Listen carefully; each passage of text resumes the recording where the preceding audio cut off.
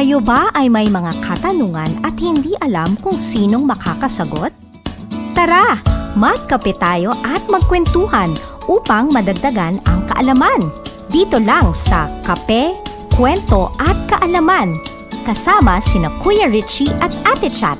Tuwing Sabado, 2:00 ng hapon, dito sa DZJV 1458, Radio Calabarzon.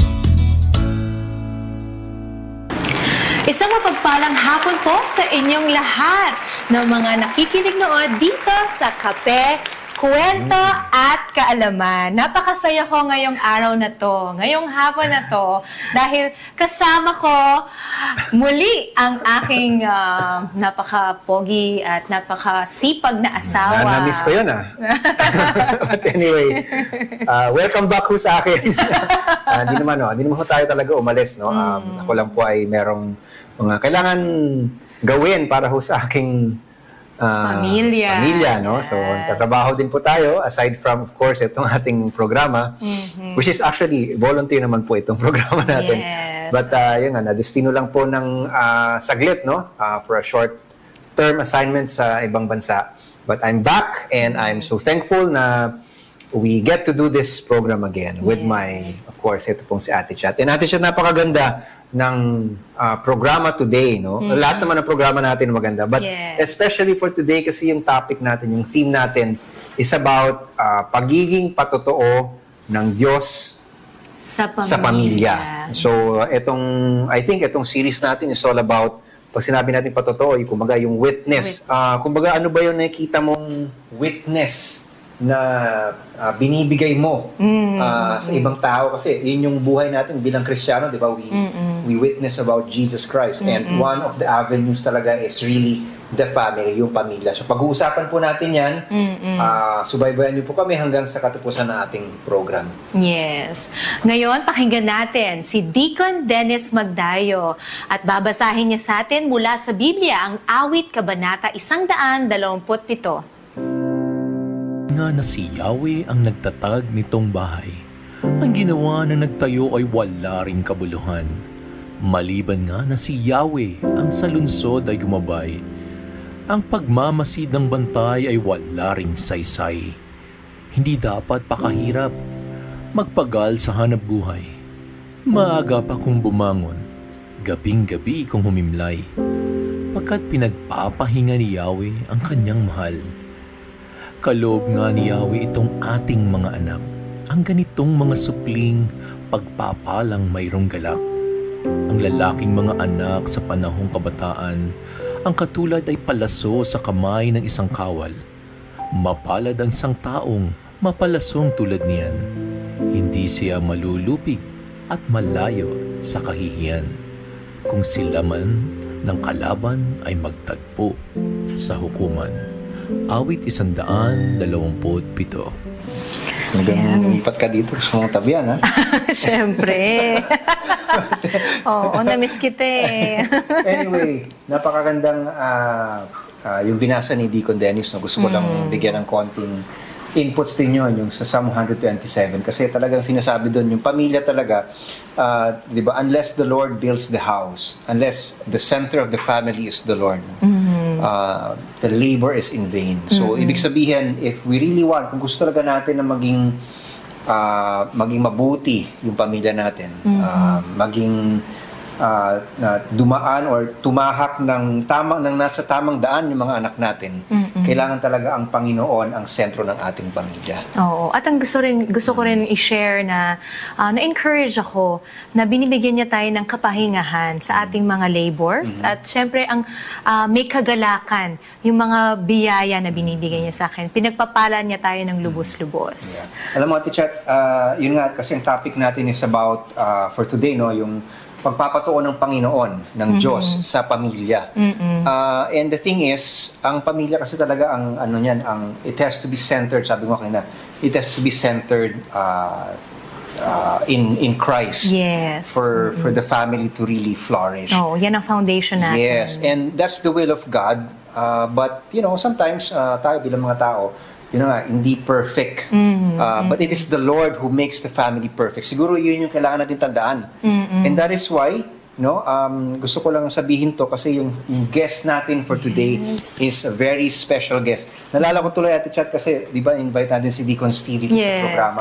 And alam natin yung story ni Deacon Steve na siya isang single parent as a father.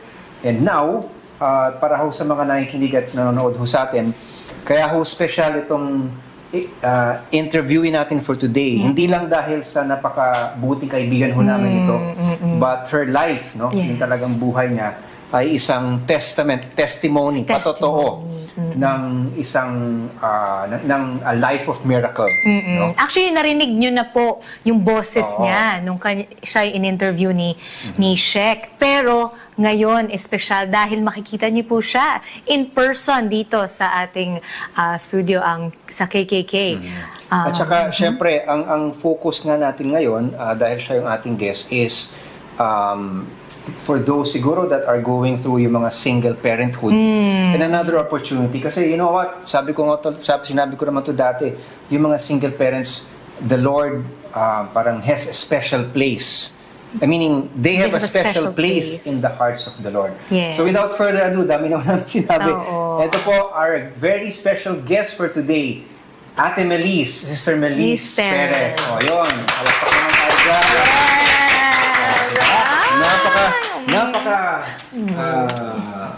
Napakagandang si Ate Melise. Yes.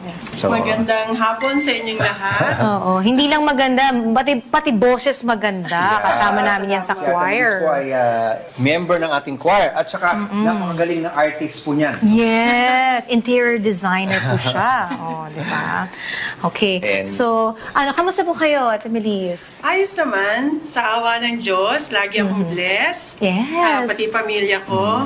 And alam niyo naman yung storya ko, cancer-free na ako. Amen! For 1 Thank year. you, Lord. Hallelujah. Amen. So, yun din ho yung isang testimony, kaya talagang inspiration si Ate Melise because of her story about, cancer-free na siya for 1 year, no? And it's a testament talaga nung grace ng Panginoon sa buhay niya. And for today, sabi nga, ito kasi yung dito, no? Throughout everything, despite the challenges ni Ate Melise, she has really kept yung place niya sa family niya. She has kept her family together. Yes. And sabi ko nga po, si Ate Melise is a single parent, but the Lord they have a special place in the heart of the Lord. And we'll try to find out, no? Paano ba niya how was she able to go through with the challenges of being a single parent. And siguro, Ate Melise, yung first question is, definitely may challenge kahit nga buo yung pamilya nyo, ang dami na rin challenges, but especially if going through raising children on your own, ano ba yung top of mind na talaga masasabi natin challenges? Yung pinaka and then challenge. How were you able to overcome it? Like just I'm sure marami hong siguro mga nanonood sa atin na maybe through the same situation, and we want to be able to give them an encouragement through your testimony. Okay. First of all, nung naging single parent ako, nandyan ang mga kapatid ko, ang mga magulang ko, and they really supported me. Kung tutuusin nga, wala akong trabaho ng mga panahon na yon. Kung meron man akong kinikitang pera, parang seasonal lang. Magluluto, pag may order, pero kung walang order, walang kita. Pero salamat sa Diyos, minsan hindi ako nabigo, hindi ako nawalan. Laging nakasuporta ang mga kapatid ko, mga magulang ko. Actually, hindi ako nagpaaral sa mga anak ko, kundi yung kapatid ko, mga magulang ko. Talagang yung timing ba, na andyan sila. So, talagang salamat sa Diyos doon. And then, sa pagpapalaki naman sa mga anak, talagang lagi ko sinasabi yung sa Proverbs 22:6, train up a child in the way they should go, and when they grow old, they will not depart from it. Talagang, iyon din ang binibiling ko sa mga anak ko ngayon. Na ngayon, meron na rin sila sariling pamilya. So, ina-encourage ko din sila na palakihin din nila ang anak nila na may alam sa mga salita ng Diyos. And isa pang pinagpapasalamat ko, ang church. Kasi yung time na single parent ako nga, nandyan yung si Father Obet. Pag weekend, dadaling ko yung mga anak ko sa ministry pag Saturday. Pag uwi ko, ako na lang mag-isang uuwi kasi iuwi niyo yung mga anak ko. And then from church to their home, magsiswimming sila or manonood sila ng movies. So, siya na ang tumatayong ama ng mga anak ko pag father weekend. figure. Oo. So, pag Sunday naman, going to church, doon na uli magkikita ng mga anak ko and then doon ko na sila iuwi. So, ganun ang buhay namin ng time na maliliit pa sila. Oh, ang ganda ng witness ni Ate Melise dahil growing up din, kami ng family ko, nakita din namin kung paano niya dinala yung mga bata. Very close actually kami dun sa mga anak ni Ate Melise. And ngayon naman, yung anak namin ni Kuya Richie, si Agatha, kasama ni Yana, yung apon naman ni Ate Melise sa dance. So, yan, ganun ka-faithful yung yung si Ate Melise sa church dahil nga yung na-feel mo yung presensya ng Panginoon. And talagang we need to bring our children to church. And Ate Melise, no, napakaganda nung sinabi mo about yung suporta ng binigay ng, let's say, especially ng mga kapatid mo, nung family mo. And I think that's very very important and something siguro sa ating mga Pilipino, talagang ugali natin yan. Naalala ko tuloy yung sa scriptures, di ba, we were commanded by the Lord to bear one another's burden.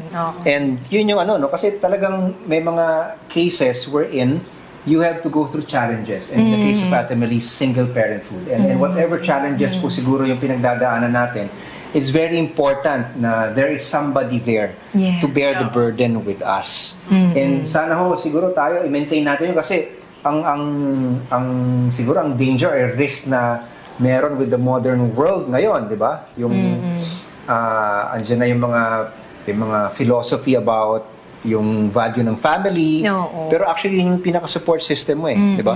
And even if hindi perfect, but if you have people who will accept you, and that's the testimony of Ate Melise, di ba?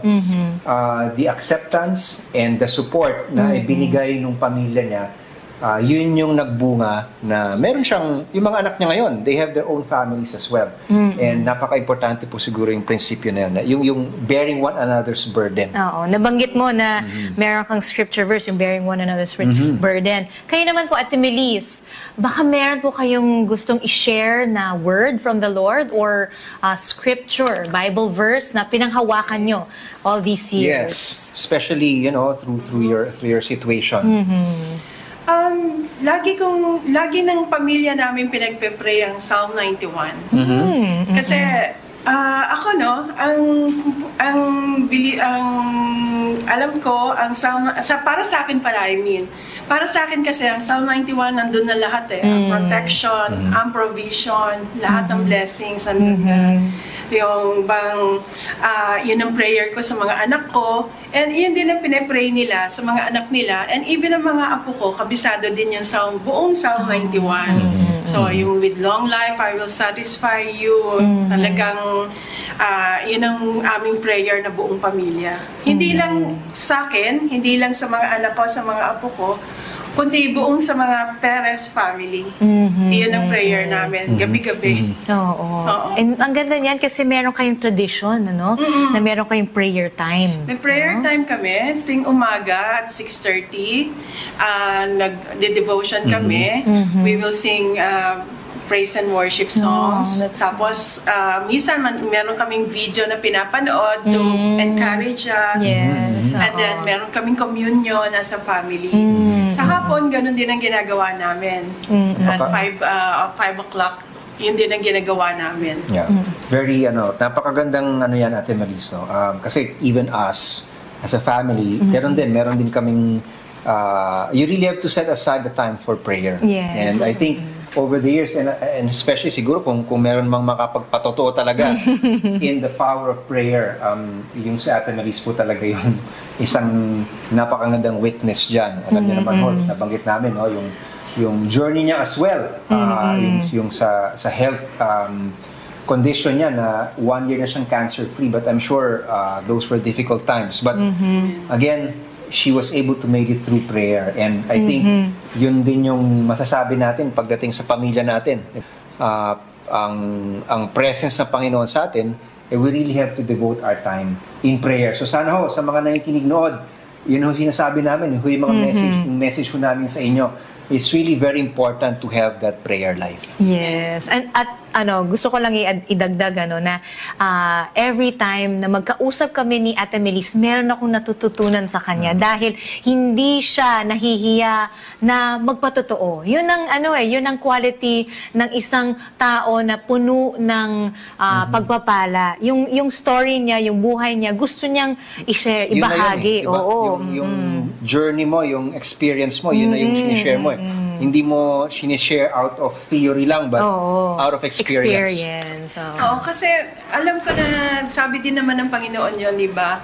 Na we will overcome by the blood of the Lamb, by the word of our testimony. Yes. So habang nagte-testify ka, habang sinasabi mo yung magandang ginawa sa'yo ng Panginoon, mas lalo ka na-encourage, mas lalo kang nawawala yung mga nararamdaman mo. Lalo ka niyang hinihipo. And hindi lang yun, nakaka-encourage ka din ng ibang tao. Yes. So yung parang confession, Ate Melis, no? Yung declaration of His Word. Sabi nga, may nabasa ko na yung words natin, yung confession natin is very powerful because whatever you confess, diba? May yun na yun yung na-attract mo. Diba? So, I guess, pagdating din sa pamilya natin, tama-tama yung sinasabi mo, Ate Melis, na they're really founded in the Word of God. So if pagka kino-confess mo sa kanila yung salita ng Panginoon, then dun din sila papunta.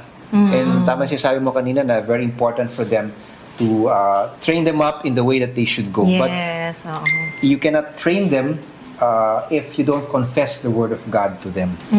Actually, sa bahay namin, bawal ang mga negative confession. Kasi life and death is in the power of the tongue. Pakinggan niyo po yun. Kaya bawal ang negative confession sa bahay namin. Yun na nga ano yung mga affirmations or yung mga confessions na you declare over your children? Ano ba yung mga character or virtue traits na pag-pray mo dun sa mga anak mo na nakikita mo na nagmamanifest na ngayon? Unang-una, lagi kong sinasabi sa mga anak ko na maliliit pa sila, no? Kasi ang mga anak ko kasi, lalo na si Gino, medyo parang yung panganay, yung panganay ko, parang attorney yan Pag meron ka sinabi sa kanya, may katwiran lagi, ganyan. So sinasabi ko sa kanya na ganito yan, anak, basta magbasa ka ng Word of God, na hindi kita pipigilan kung saan church mo gustong magpunta. Basta alam mo ang Word of God. Kasi pag nagpunta ka sa church na to at narinig mo yung sinabi niya at hindi naman ayon sa Word of God, then do not go to that church. Tanggapin mo yung mga alam mo na galing sa Biblia, galing sa Word of God, pero yung mga hindi galing sa Word of God, wag mo tatanggapin yun. Dapat ikaw ang nakaka-impluwensya sa kanila at hindi ikaw ang mai-impluwensyahan. Tapos, lagi ko na din sinasabi sa kanila na lagi ko din dinedeclare na the work of your hands are blessed. Amen. And nakikita ko naman yan ngayon sa buhay ng dalawang anak ko. Like si Roy ko, yung aking Roy, yung bunso, meron siya sarili niyang business ngayon, may bake shop siya. And then mag-o-open sila ng another cafe sa Bacolod, sa Meracwell. So talagang dinideclare ko lagi sa kanila yung blessings. Pag aalis sila ng bahay, lagi ko sasabihin sa kanila, the Lord be with you. Yes. And then sagot naman nila sa akin, and also with your spirit. Masarap pakinggan. Masarap na At saka nakakatuwa din na minsan, mapupunta sila sa ganitong pamilya, ganitong bahay. Tapos, pag uwi nila, makakausap ko yung pamilya nung pinuntahan nila. Na sasabi, uy, nakakatawa naman yung mga anak mo, napaka-considerate, ganyan. So, masarap pakinggan na meron silang napipick up dun sa mga tinuturo ko hindi napipick up na pamumuhay nila. Nagbunga na yung parang pinlant mo. So, kumbaga Ate Melis, yung yung words, yung mga salitang plinant mo, at saka hindi lang sa salita, but the example that you show them, no? Parang seed yan sa buhay nila na eventually they will also take it on. Like in your case, sa mga anak mo na when they have their own families, naka-ano na yun doon naka-ingrain na sa kanila, diba? Yung salita ng Panginoon, yung example na nakuha nila sa buhay mo, and that is why yun din yung in-impart nila sa pamilya nila. And sa mga anak. Siguro po, nila. napaka gandang mensahe po yun. Sana ho tayo bilang mga magulang, talagang will take the responsibility to really plant what is right in the hearts of our kids. Kasi very important po yun, yung sabi nga natin, Melis, ayaw niya ng mga negative. Kasi yun a lot of things, nagsisimula sa isang napakaliit na perhaps na salita.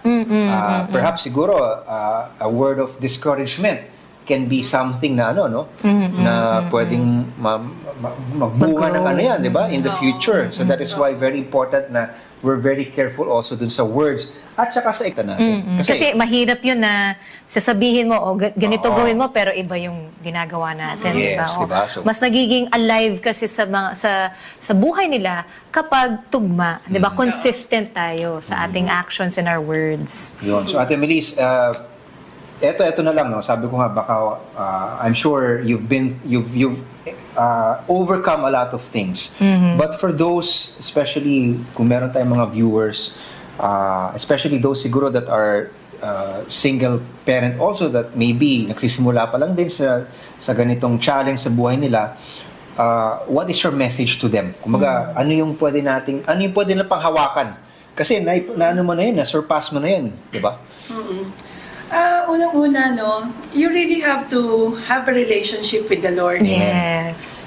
Kasi kasama na ng relationship sa Lord yung lahat ng benefits mo, lahat ng benefits ni Abraham, lahat ng blessings ni Abraham sa'yo.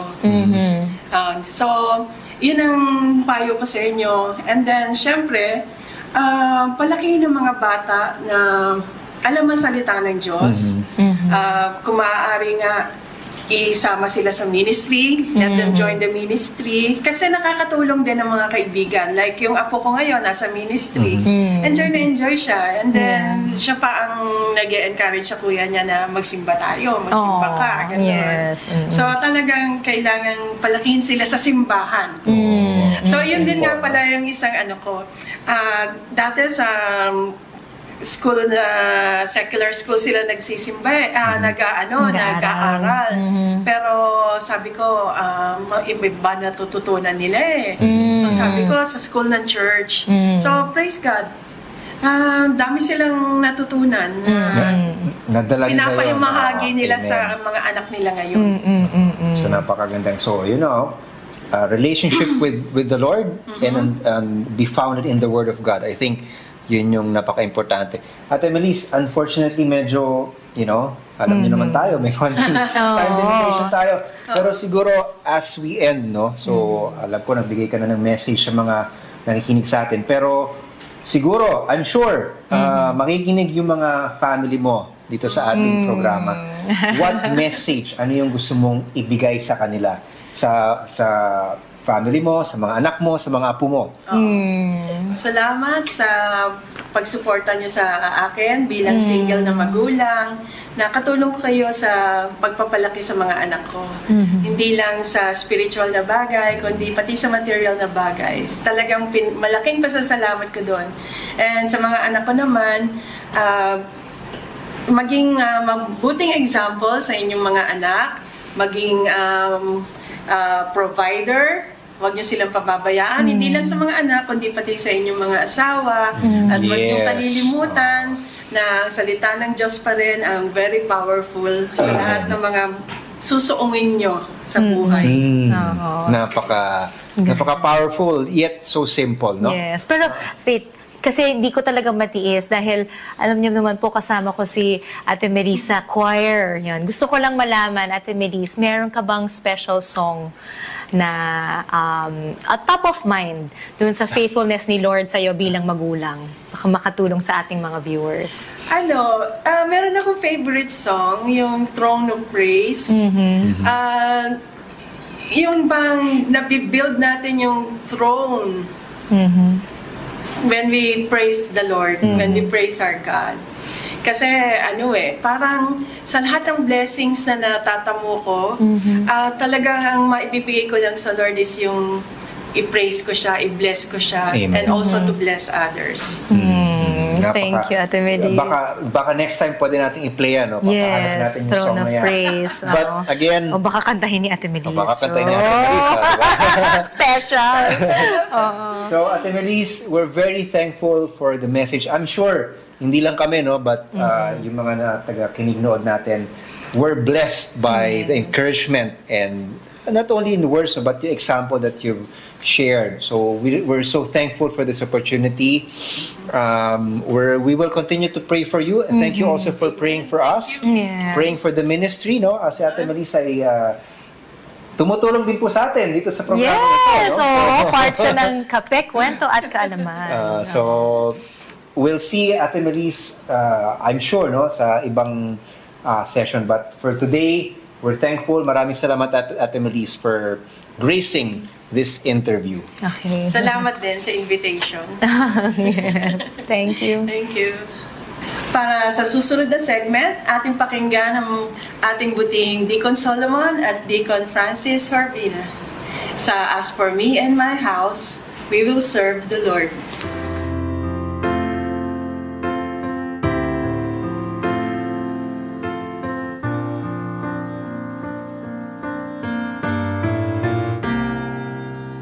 We stand here together as a family. We join hands together, lifting praises to the Father above for sending His Son.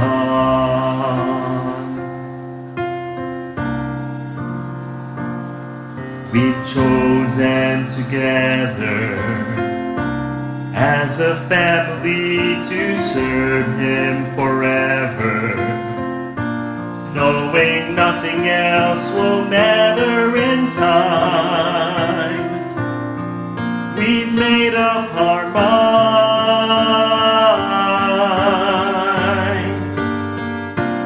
Through the heat of the day, we will join in the fight.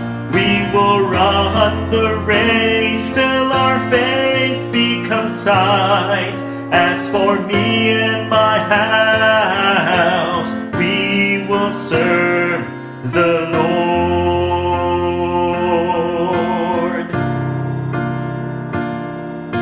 Choose you this day. Tell me, whom will you serve? Let nothing stand in your way. Give the praise He deserves. As for me and my house, we will serve the Lord.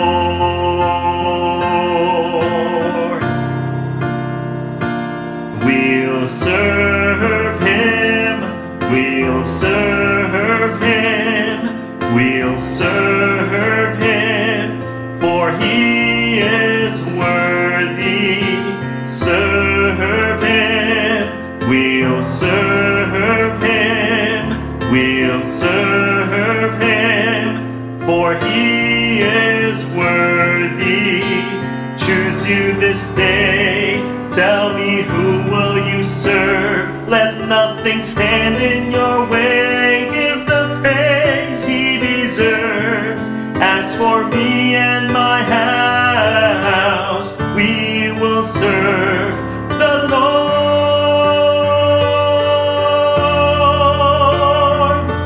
The Lord. The Lord.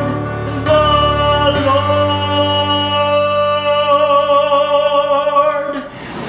Maraming Maraming salamat, Deacon Francis Horvina at Deacon Solomon Espina sa awiting Me and My House. Ang ganda ng one of my favorite songs actually about Siyempre, family. Pamilya ka, talagang kailangan isa to sa mga diba? Top songs mo, Me and My House.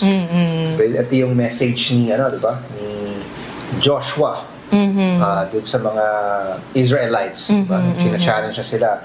Sino ba yung sisilbihan nyo? Basta't ako, ang pagsisilbahan ko ang Panginoon. It's very good message, very good foundation for for families, para sa mga pamilya.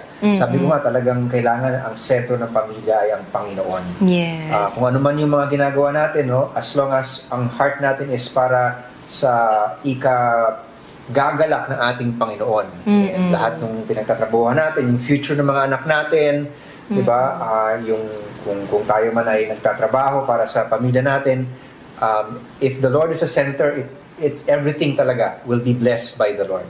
Diba? Kaya nga lalo akong na-amaze Dahil inuuna mo yung Panginoon, syempre. Pag inuna ng asawa ninyo ang Panginoon, sigurado kayo na yung pamilya, aalagaan ng asawa niyo yung pamilya niya. Babalik ang Kape, Kwento at Kaalaman. We are thrilled and pleased to share these amazing products to you from Global Tech Automation Incorporated that brings comfort, convenience, security, and safety of your properties and to your loved ones. Discover the features and benefits of the products and solutions. If you are interested in learning more or to purchase these products, feel free to reach out to us at marketing@globaltechville.com, telephone number 0905-991-1252, and or www.globaltechville.com. Welcome back to Kape, Kwento at Kaalaman. Ako po si Ate Chat, kasama ko si Kuya Richie. Kung ngayon pa lang kayo tumutok, hanggang 3 o'clock po tayo ngayong hapon. At ang pinag-uusapan po natin, isang napakagandang theme na malapit sa aming puso, ang pagiging patotoo ng Diyos sa pamilya. So, it's all about ano ba yung ginawa ng Panginoon para sa pamilya natin. And, yun yung actually, sa mga avenues by which the Lord showers His blessing is through the family. That's why it's very important. Para sa ating susunod na segment, ang titik at tugma ni Master JC Hudloman para sa susunod na Di Pagkakasundo, Family Edition. Pakinggan natin.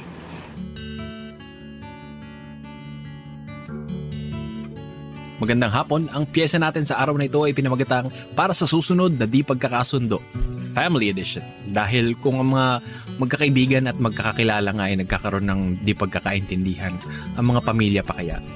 Kaya't inyong pakinggan at naway inyong magustuhan. Madali lang sundin ng mga magulang kung sang-ayon ka sa gusto o pinapagawa. Pero paano kung hindi? Dapat na bang magrebelde? Siyempre, hindi. Pinag-aaral tayo para matuto gumawa ng sariling desisyon, pero di ibig sabihin noon, susuwayin mo na magulang mo. Kausapin mo sila, ipaintindi. Maiintindihan din nila yan sa huli. Hindi ko lang masisiguro kung ilang diskusyon kakailanganin mo. Ang mahalaga, kalma. Gaano man kahaba ang diskusyon, kausapin mo sila ng mahinahon. Sa ganitong paraan, sila pa rin ay napaparangalan, nare-respeto ang kanilang katayuan. Paano ka nga naman nila maririnig o pakikinggan kahit gaano pa kakongkreto ang paliwanag mo o katwiran kung ang tono mo ay palaban? Tandaan, malaking parte ng gusto mong iparating hindi sa salita ng gagaling. Ang ibig kong sabihin, mahalaga kung paano mo sasabihin. Master JC Hudloman para sa Titik at Tugma. Ang galing nung kanyang piyesa ngayong hapon na to. Pero, ang mahalaga, kalma. Yeah. Oo, pero sana marami nakapakinig na mga anak. Kasi magandang magandang mensahe. Which is really all about reminder. Parang yung pagrespeto sa magulang, 'di ba? Kasi yun yung tayo mga Pinoy, masasabi natin kultura natin 'yan. But actually hindi lang kultura, but this is really prinsipyo ng ating Panginoon. Kasi 'di ba, ano bang sabi dun sa commandments, no? Pag sinabi natin 10 commandments, merong isa lang sa mga commandments na binigay ng Panginoon na merong promise. Diba? It's the only commandment that carries a promise. Ang sabi nga honor your father and your mother and you will have long life. Kumbaga, respetuhin mo yung mga magulang mo at ikaw ay magkakaroon ng mahabang buhay. So siguro, like sa akin, kwento ko lang. Kasi talagang, alam niyo naman po, yung pong magulang ko, especially yung father ko, nasa military siya. So talagang sundalo. Disciplinarian. And talagang matinding disiplina yung mga nararanasan ko noon, no? Pero syempre andun yung temptation na sasagot ka or magre-rebelde ka, pero laging napakagandang reminder sa akin yun na honor your father and your mother and you will have long life. So siguro po, and sinasabi nga ni JC, no, pagka may mga ganung pagkakaintindihan, ang kailangan lang naman po ay pag-usapan. And lesson yan para dun sa mga anak, imbes na magtampo. Actually, hindi lang sa mga anak, pero tayo, mga mag-asawa, no? Imbes na magtampo at magkimkim ng galit, why not pag-usapan? Siyempre, nasa tamang paraan at nasa tamang pagkakataon pagka hindi na tayo galit. Diba? Kumbaga, medyo kalmado na. Kung may pagkakataon na gano'n din, saka tayo mag-usap. Kasi talagang wala ho sa history ng mundo, walang problemang nasusolve sa pag-argue. Diba? ng pag-aalitan, mainit ang ulo mo. Pero pagka pareho kayong kalmado at may pag-uunawa, ready tayo sa puso natin na intindihin yung kabilang party. Intindihin yung asawa mo or intindihin yung mga anak mo, ganun din sa mga anak, intindihin yung magulang kung saan sila nanggagaling, no? And I think doon talaga magkakaroon ng pag-uunawaan, di ba? Sa susunod na di pagkakasundo, sabi nga pause. Huminga ng malalim. At isipin nyo na lang na mas maraming mabuting mangyayari pag pinag-usapan ng maigi instead of magkim-kim ng sama ng loob. Isipin natin yung kapwa natin na nakaka-receive ng ating words. Tamang-tama dahil meron tayong Zoom interview, yung second part ng interview ni Doc Grace with Dr. Merily Alberto. Paano maging isang mental health first aider para sa ating dunong-tulong pangkalusugan. Magandang hapon mga kaakibat! Welcome sa episode 33 ng Dunong Tulong Pangkalusugan. At ngayon, very special ang aking guest. Isa sa mga pinakamalalapit kong kaibigan mula pa nung med school. At mga kaakibat, top 8 lang naman to ng psychometrician licensure exam. So bigatin lang naman po yung guest natin sa araw na ito. So I would like to welcome sa segment natin si Merily Grace Alberto, RPM, MD. Ayan. Hello, Doc Meme! Hello, good afternoon po. Good afternoon, everyone. Ayan. So, ngayon mga kaakibat, since buwan pa rin ng Oktubre, yung topic natin para sa Sabadong ito ay may kinalaman pa rin sa mental health. So, para sa episode na ito, ituturo namin sa inyo ni Doc Meme kung ano nga ba yung mental health first aid. So, kung ano yung mga dapat ninyong malaman, ano yung mga ginagawa, ano yung mga steps, no, para maging isang mental health first aider. So, ayan. Sana marami kayong matutunan sa mini lecture natin para sa araw na ito. Okay. So, pag sinabi kasi natin, 'di ba Doc Meme, pag sinabi natin na mental health first aid, parang tulad lang din siya ng 'di ba, yung meron tayong tinatawag na basic first aid na yun yung mga ginagawa natin kapag halimbawa may naaksidente o nadisgrasya. So, kailangan ma-stabilize natin yung pasyente na iyon, no? Para, syempre, pag dinala siya sa ER. So, di ba, Doc Meme, parang ganun din naman sa mental health first aid na kapag may pinagdadaanan ng isang tao, let's say, talagang matindi na yung pinagdadaanan niya sa isip niya, and yung tipong parang sasabog na siya o kaya naman ay may tendencies, no, na maging suicidal or yun nga yung tendencies na gusto na niyang kitilin, no, yung buhay niya. So meron din tayong tinatawag na first aid para doon. So yun nga yung tinatawag natin na mental health first aid. So, syempre, unang-una muna na kailangan nating gawin ay kailangan alam natin yung mga senyales, no? Kailangan alam natin yung mga signs na pinapakita ng isang tao or ng isang pasyente na mukhang meron na tong mental illness or mukhang mayroon na tong matinding pinagdadaanan. So maraming mga senyales yun at iisa-isahin namin ni Doc Meme yun sa inyo. So una, yung pagkakaroon ng bizarre or unusual thinking. So, parang ba napansin ninyo, parang lately, bakit iba siya mag-isip? Parang not the usual, no? Parang merong naging difference, no, sa kung paano siya mag-isip, paano siya magsalita. And then, pangalawa, yung pagkakaroon ng hallucinations, no? So, di ba, Doc Meme, marami tayong types ng hallucinations. Di ba? Meron tayo yung sa visual. Naririnig. Yeah. Yes, Yun, una, visual. Yung nakikita na hindi nakikita ng ibang tao.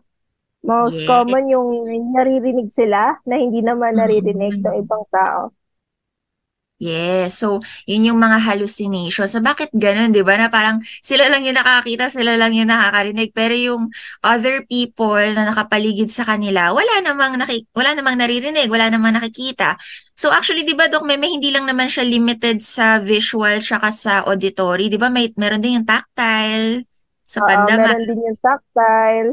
Yung pakiramdam nila may gumagapang sa braso nila pero wala naman talaga. Yes. So, gano'n, no? Maraming klase ng mga hallucinations. And then, syempre, yung extreme mood changes. So, parang napansin natin, bakit biglang sobrang saya niya o kaya sobrang lungkot naman o kaya sobrang irritable. So, yung mga extremes of mood, no, na napapansin natin. Tapos yung pagiging restless, parang laging pagod na pagod, no, pagiging agitated, parang mas mabilis uminit ang ulo, mas madaling mapikon, pagkakaroon ng disorganized behavior, parang hindi na niya naaayos yung mga gamit niya, halimbawa sa bahay, sa dorm, no, ang gugulo ng mga gamit niya. Yun, hindi siya organized. And even yung sa way of thinking niya, parang disorganized din yung mga thoughts niya. No, pagkakaroon ng marked decrease in activity. So parang dati active naman siya, mahilig siya pumunta sa gym or mahilig siya mag-exercise, gumala, ganyan. Tapos parang biglang all of a sudden, parang wala siyang ganang gawin yung mga bagay-bagay na na-enjoy niya noon. Pwede rin na difficulty concentrating, hirap siyang makafocus, no? Hirap siya na ma-focus yung attention niya sa isang bagay, parang lagi siyang balisa. Significant drop in performance at work or school. So parang sa mga estudyante, napansin ninyo na parang yung grades niya bumababa na lang bigla, no? O kaya halimbawa sa work, parang hindi na niya magawa yung, parang dati efficient naman siya sa work, tapos parang all of a sudden, parang hindi niya magawa yung even yung mga simple tasks na inuutos sa kanya. And yun, significant withdrawal from friends and family. Parang all of a sudden, ayaw niyang makipag-usap sa mga kaibigan niya, ayaw niyang makipagkita sa pamilya niya, sa mga magulang niya, parang bigla siyang hindi pala kausap or parang nag-isolate siya ng sarili niya. So marami pang mga signs at yung ibang mga signs, ituturo naman sa atin ni Doc Meme. So, kadagdagan na signs is, ito yung mga taong nag-neglect ng self-care nila. So, usually, ito yung mga tao na yung usually paglalabas sila, ayos na ayos, pero mapapansin nyo bigla, parang pinapabayaan nila yung sarili nila na hindi agad nakakasuklay, hindi na nakakaayos. Kasama din dito na hindi sila nakakakain ng maayos. Unlike dati na, papansin nyo, lagi naman silang kumakain on time, pero bigla-biglang hindi sila agad-agad kumakain. Siyempre, mawawala ba yung suicidal thoughts or behaviors? Kasi itong mga taong to, minsan hindi natin napapansin. Minsan pabiro. Minsan nagsasabi sila na parang, minsan nga pabiro parang sasabi nila, ay, gusto ko na mamatay, gusto ko nang iwan lahat, gusto ko nang tapusin to. Yung mga ganon, we should pay attention to that. And actually, kasama dito yung non-suicidal self-injury, yung mga tao na sinasaktan yung sarili, minsan naglalaslas, and idadagdag ko na rin yung destructive or high-risk behavior. Kasi itong mga taong to, since yun nga, medyo yung pakiramdam nila, gusto na nilang mamatay, dahil gusto na nilang mamatay, hindi sila takot gumawa ng mga bagay na ikakapahamak nila. Kunwari, pag nagda-drive, minsan magda-drive sila sobrang bilis na parang walang pake kung mabangga sila or makabangga sila. Pwede din naman yung tipong, siguro isang example I could think of is, yung naglalasing ng sobra, kasi wala na silang pake if mapahamak man sila or what. Tapos kasama din yung confusion and disorientation. Kasi ito yung mga tao na parang usually naman, 'di ba, they function very well sa mga task nila, pero bigla-bigla parang nalilito sila, but hindi sila makakonsentrate sa ginagawa nila. Parang nawawala sila sa sarili nila in a way, kaya yung task nila apektado din. And yun, emotional outburst, ito yung mga tao na hindi unusual sa kanila, pero bigla-biglang naiiyak, biglang nagagalit out of nowhere. And isa din sa common sa kanila is sleep problems. Usually, hirap silang makatulog. Isa yun sa mga actually warning signs. Pag yung tao, hirap makatulog.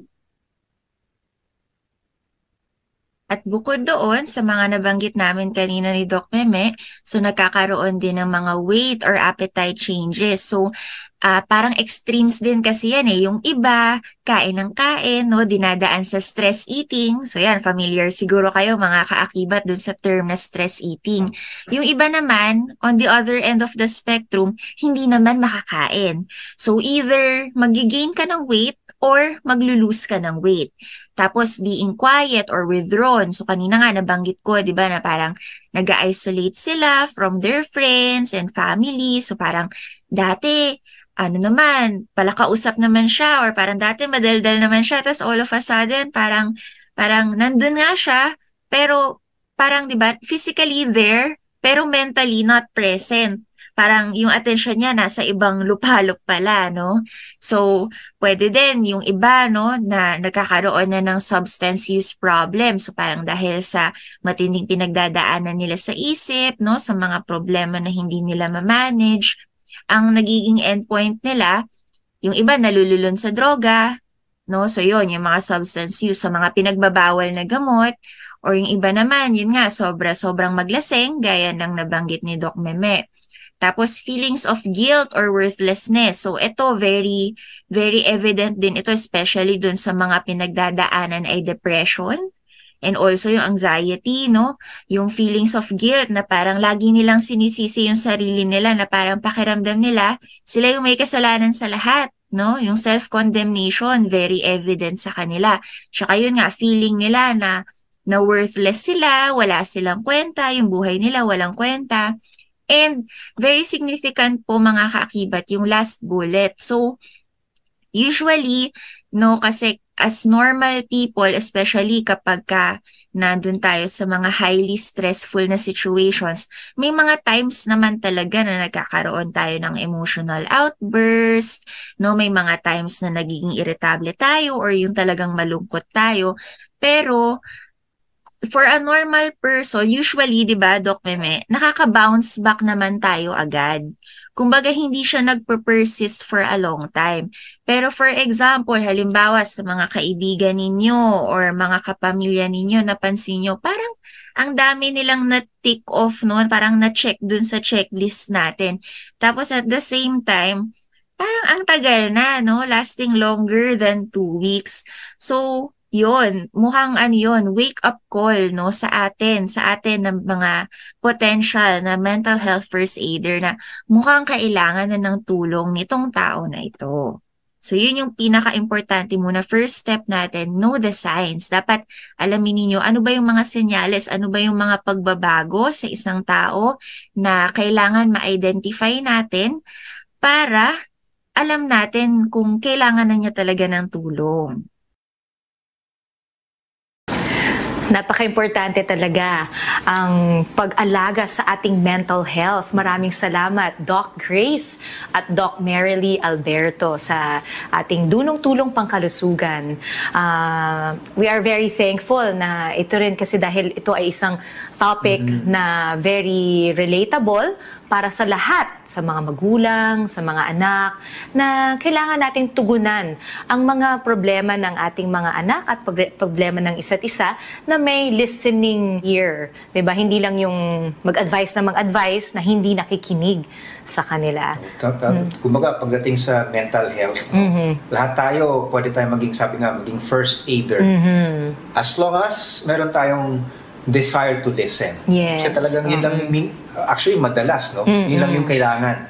And even tayo, no? Pag kami nakikinig sa atin, di ba, ang laki nung tulong, ang laking tulong yun pagka alam mong may nakikinig sa'yo. At least makinig lang at naiintindihan ka. And sana po napakinggan nyo yung portion na yun dito sa ating dulong-tulong pangkalusugan. And that being said, meron po tayong reflection from Father Jasper, ating pong rector sa Church of the Holy Family sa Novaliches. So pakinggan niyo po itong reflection niya, again still related to the family. Magandang hapon po ulit po sa inyo para sa ating pong programa ngayong hapon na ito. Ang ating pong tema ay ang pagiging patotoo ng Diyos sa pamilya. At ang ating pong scripture na ating pagninilay-nilayan ngayong hapong ito ay mula po sa ika-6 na kabanata ng Epeso. Mula sa una hanggang sa ika-4 na bersikulo. So ito po yung nasusulat dito. Mga anak, sundin ninyo ang inyong mga magulang, alang-alang sa Panginoon, sapagkat ito ang nararapat. Igalang mo ang iyong ama at ina. Ito ang unang utos na may kalakip na pangako. Maging maganda at mahaba ang iyong buhay lupa. Mga magulang, huwag ninyong ibuyo sa paghihimagsik laban sa inyo ang inyong mga anak. Sa halip, palakihin ninyo sila ayon sa disiplina at aral ng Panginoon. Unang-una po, ang pananampalataya sa Diyos ay dapat po talaga ay nagmumula sa basic foundation ng society, which is ang pamilya. No? Dapat po ang ama ay maalam sa salita ng Diyos at mayroong matinding pananampalataya sa Panginoon na ito ay kanyang naipapamahagi sa kanyang mga anak sa pamumuno niya sa pamilya. Dahil alam po natin na kung ano po ang puno, yun po ang nagiging bunga. Kung ano po yung ating itinatanim sa ating mga anak, yun po ang kanilang ipamumuhay sa kanilang buhay. Kung ano po yung nakikita nila sa atin bilang mga magulang, bilang sa relasyon natin bilang mag-asawa, yun po ang kanilang nakikita at tinutularan. At tumatanim po yun sa kanilang mga puso at isipan. At unconsciously, no, miski hindi ho yung paalalahanan sila madalas sa kanilang buhay, ay yun po yung kanilang natural na magiging kilos at pakikitungo sa iba. Kapag po nakita nila ang tunay na pagbibigay ng respeto sa bawat isa sa pamilya at pag-ibig sa bawat isa. Alam po din natin na ang ama ang haligi ng tahanan at ang ina ang ilaw ng tahanan at ang mga anak ang kasiglahan o sabihin na natin na kagalakan o kasiyahan sa isang pamilya. Ito po ay marahil makikita natin sa disenyo ng Panginoon para sa atin, para magkaroon tayo ng buhay na maganda, buo ang ating buhay, at para tayo magkaroon ng kagalakan sa ating buhay. Lalong-lalo na kung kumpleto yung ating pamilya. Pero hindi ko rin naman sinasantabi na ang mga pamilya na walang ama o walang ina ay hindi makakaranas ng kagalakan sa kanilang buhay dahil ang kagalakan ay nagmumula po talaga sa Panginoon. At bilang mga magulang, tayo po ay pinagkatiwala, ang pinagkatiwalaan ng Diyos Ang ating buong mga anak ay hindi po nating pagmamayari. Sila po ay handog ng Diyos sa atin at binigay sa atin upang pangalagaan natin. At bilang mga magulang, tayo po ay tinatawagan din at pinapaalalahanan na maging intentional tayong mga magulang. Tayo po ay maging involved sa buhay ng ating mga anak o sa buhay ng ating pamilya. At ang mga anak po natin ay hindi lamang ho natin pinag-aaral sa isang maayos na eskwelahan. Pero higit pa ho doon na minsan kasi pagka ang isang magulang iniisip nila ang obligasyon na nila sa kanilang mga anak ay paaralin, pakainin, tapos na, bilhin ng mga kanilang mga pangangailangan. Pero higit pa doon, ang kinakailangan nila sa atin, kailangan nila ng kalinga natin, kailangan nila ng pag-ibig natin, kailangan nila ng oras natin, kailangan nila ng atensyon natin. Yun ho ang pinakamahalaga. Dahil sa panahon ho ngayon, maraming nag-aalis o nagpapalit o maraming humahalili sa atensyon ng magulang. Kadalasan no, mga gadget, yan. Mga gadget na yan, mga laro sa computer. Hindi ka naman sinasabing masama yun dahil mayroong mga panahon para doon. Pero pag yun na lamang ang ginagawa ng bata sa kanilang buhay, kapag tinawag nyo sila, tara, tayo mamasyal sa parke. Ayaw nila, gusto nila naman natili sa bahay. Dahil meron silang parang detachment sa kanilang mga magulang. Pero tandaan po natin, bilang mga magulang, ang gagampanan natin hindi lang para mag-alaga sa kanila. Pero makita nila tayo na parang tayo mga heroes o tayo mga bayani ng kanilang buhay. Na sa pamamagitan natin, mapakita natin sa kanila ang dakilang pag-ibig ng Diyos. No? Pero ito yung hamon sa atin bilang mga magulang. Paano natin mapapakita ang tunay na pag-ibig ng Diyos sa kanila kung tayo mismo ay malabo sa atin ang pag-ibig ng Diyos sa atin. Kaya kinakailangan, meron tayong responsibilidad na parati tayong makinig sa Panginoon.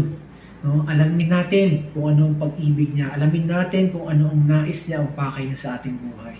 Dahil kahit kailanman, hindi ninais ng Diyos na tayo ay mapariwara o tayo ay mawala sa landas. Dahil alam natin na kung si Jesus, si Jesus dapat ang lapitan natin sa ating buhay. Dahil siya lamang ang daan, sa Kanya nagmumula ang katotohanan, at sa Kanya lamang nagmumula ang buhay. Yun ang nagbibigay ng buhay sa pamilya, ang Panginoong Jesucristo. Ang ating relasyon sa ating Diyos na pinagmulan ng lahat. Dahil sa pamamagitan ng pamilya, pinapakita doon na lalo nating makikilala ang Diyos sa pamamagitan ng mga binibigay niya sa atin. Kaya nga, kung titignan natin, tinuturo sa atin na ang Diyos ay mayroong 3 persona. Isa siyang Diyos, pero mayroon siyang 3 persona. Father, Son, and Holy Spirit. Ang Diyos Ama, Diyos Anak, at Diyos Espiritu Santo. At kung titignan natin yun, para itong nahahawig sa struktura ng pamilya. Di ba? May ama, may ina, at mayroong mga anak. Napakaganda ng ibinigay sa atin ng Panginoon na dapat nating pangalagaan. Isa pa hong bagay, bago ko makalimutan. Sabi ho doon sa ating binasang scripture o salita ng Diyos ngayong hapong ito, sabi dito, sabi ko dito, mga magulang, huwag ninyong ibuyo sa paghihimagsik laban sa inyo ang inyong mga anak. So, ibig sabihin, dapat yung mga anak natin ay tinuturuan natin maging masunurin sa atin. Hindi masunurin in a sense na para tayo nagiging diktador. No? Tandaan natin, paano tayo napalapit sa Panginoon. No? Dahil ba pinagalitan niya tayo, pinarurusahan niya tayo? Hindi. Dahil pinakita ng Panginoon ang kanyang loving kindness. Dahil sa pag-ibig ng Diyos na pinakita sa atin. Hindi inudyokan ng Diyos na tayo magbago. Pero dahil sinasabi ng Diyos, mahal kita. No? Mahal kita. Ayaw kitang mawala sa akin. No? Ikaw ay akin. No? Pangangalagaan kita dahil mahal kita. Ako ay intentional na Diyos para sa iyo. Hindi ako Diyos na ginawa kita, nilikha at pinabayaan na kita. Ikaw ang pinakamahalaga kong likha. Dahil ikaw ay nilikha ko nang naayon sa aking wangis. So So kung yan yung i-impart natin sa ating mga anak, na ang mga anak natin ay hindi lang parang isang bagay na inuutusan natin, pinapagalitan natin, makita nila yung intention natin sa kanilang buhay, na ang nais lamang natin ay kabutihan in a good way, no? In a maayos na paraan. Kasi pwede naman din natin sabihin na yung pag-ibig natin minsan hindi nila nakikita dahil kadalasan nakikita nila pinapagalitan natin sila. Pakita natin yung pag-ibig natin sa kanila, no? Sa atensyon na ibinibigay natin sa kanila. Hindi lang sa material na bagay, pero lalo-lalo na yung special na oras na kausapin natin sila, alamin natin kung ano yung mga bagay na nangyayari sa kanilang buhay, no? Sa mga barkada nila, alamin natin, sa pag-aaral nila. Yan ang pinakamahalaga siguro dapat natin gawin. At tayo namang mga anak, no, tayo parating makinig sa ating mga magulang. Sabi nga, ito lamang yung kautusan na merong gantimpala na magpapahaba sa atin ang buhay natin. Mahalaga yun, dapat natin tandaan mga anak. Tunay nga na pag tayo nakinig sa ating mga magulang, malalayo tayo sa kapahamakan at lalawi ang ating buhay. Salamat po muli sa inyong pakikinig. Naway maitanim sa ating mga puso't isipan. Ang ibig sabihin ng pamilya, ito ay importante, mahalaga. Dahil dito nagmumula at napapakita ang pag-ibig ng Diyos. At dito napagyayabong ang ating pananampalataya sa Kanya. Amen. Maraming salamat, Father Jasper Villegas ng Church of the Holy Family in Novaliches. Thank you na may reminder, special reminder para sa ating mga magulang na bigyan ng atensyon ang ating mga anak dahil yun ang mas kailangan nila. More than gadgets, more than yung material na bagay, mga regalo na physical nilang nahawakan. Ang importante ay yung time, yung oras na binibigay natin, tsaka yung effort din na makasama sila, pakinggan ang kanilang mga hinaing. At syempre, mas makikilala natin ang ating mga anak kapag binibigyan natin sila ng panahon na kausapin tayo or ma-share nila sa atin yung mga kwento nila sa barkada. Meron pang diba, may isa sa mga lagi mo ang sinasabi yung about time, diba? Sinasabi? No, I mean, yung pagdating sa oras, ito yung hindi mo mababawi. Yes, yeah. Diba? Pinag-usapan natin yan. Kumbaga, yung oras, the time that you spend with, especially sa mga talagang you consider as your loved ones. No? Of course, we're commanded to love one another. But syempre, iba yung family And they have a special place sa puso natin. Pero yun na nga special sila sa buhay natin. Pero ang question is, are we really spending yung tamang panahon para sa kanila? Kasi nga, yun yung hindi mo na maibabalik. Yes. Hindi mo yun maiipon. Diba? Kung pera man yan, at least yung pera, maiipon mo, magagastos mo, maiipon mo. Whatever it is, no? Lahat ng mga material things actually, they are all replaceable. Ika nga. iPhone na yan, di ba? Every year or every other year. Nagpapalit. Kasi napapalit na, replaceable sila Pero yung oras, the time that you spend, kung tayo magulang with your children, tayo bilang mag-asawa, no? Syempre. Kaya nga, itong time na to, alam ko, very special sa'yo. But hindi na natin maibabalik yun kumbaga. So that's why very important for us to really spend time. Yung quality time, ika nga. Napaka-simple. Ngayon kasi halos nakakalimutan na natin dahil sobrang busy na natin. Ang sinasabi natin na ginagawa natin, busy tayo dahil para sa pamilya. Talaga nga bang ganun? Diba? Dapat talaga, we have to carve out time for one another. Oo. Gawin na natin ngayon kasi after a few years, pag matanda na tayo at meron na tayong oras, wala na silang oras. O wala tayong lakas. O wala na silang oras para sa atin. Diba? Yes, tama yan. Kaya investment talaga ang time. Ang bilis. Announcements na agad. Exactly. Kasi sabi ko, napakabilis ng panahon. But we're thankful na we were able to share some good thoughts and good principles para sa inyong lahat. And we're almost at the tail end of our program. Gusto lang namin mabigay ng mga a few announcements.